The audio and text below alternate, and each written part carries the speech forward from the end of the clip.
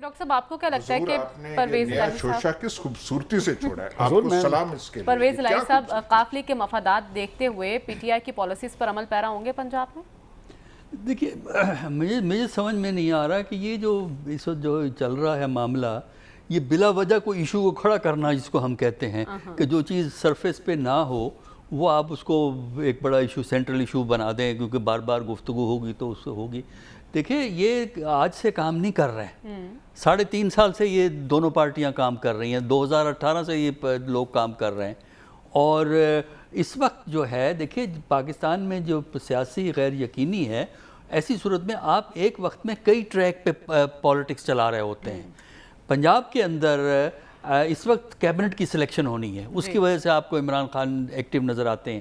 دوسرا یہ ہے کہ ان کو پتہ ہے کہ اصل کمپٹیشن جو ہے پی ایم ایل این کے ساتھ جو ہے وہ پنجاب کے اندر ہے، اور یہ چودھری پرویز الہی کو بھی پتہ ہے.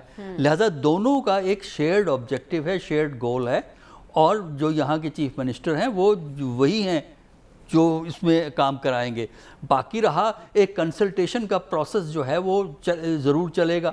اور پارٹی جہاں تک پی ٹی آئی ہے اس میں کوئی ہمیں ایسی بات نظر نہیں آ رہی کہ پی ٹی آئی اور کیو لیگ میں کوئی ڈفرینسز پیدا ہو گئے. دونوں وہ ایک ہی حکومت کو سمجھ رہے ہیں. لہذا میرا خیال ہے یہ چیز چھوڑ دینی چاہیے ہمیں. صرف یہ ہے کہ جو یہ سب کر رہے ہیں، مثلا وہ کہ ہیلتھ کارڈ کو ریوائیو کرنا چاہتے ہیں، احساس پروگرام کو یہاں ریوائیو کرنا چاہتے ہیں، اور لنگر خانوں کو ریوائیو کرنا چاہتے ہیں، کیونکہ یہ وہ چیزیں ہیں جس سے انہیں فائدہ ہوا اور وہ یہ سمجھتے ہیں کہ پنجاب میں یہ کام ہوگا. تو لہٰذا یہ فائدہ دونوں کا ہے، پی ٹی آئی کا بھی ہے، پی ایم کیو کا بھی ہے.